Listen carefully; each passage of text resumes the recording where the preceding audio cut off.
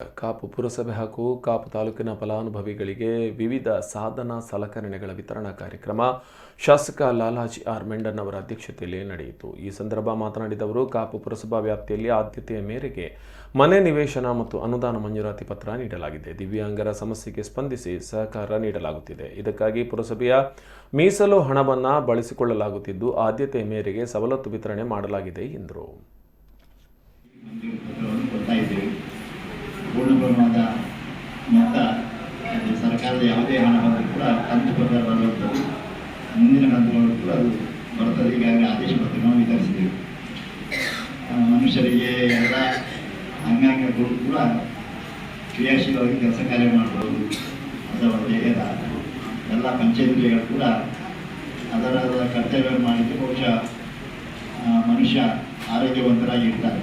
ಆದರೆ ಕೆಲಸದ ದೇವರ ಸೃಷ್ಟಿಯಲ್ಲಿ ಹಿಂದೆ ಬೆಳವಣಿಗೆ ಆದಾಗ ಕೆಲವರಿಗೆ ಮತ್ತೆ ನಂತರ ಶ್ರವಣ ಕೇಳುವಂಥದ್ದೆಲ್ಲ ಬರ್ತಾ ಇದ್ದೀವಿ.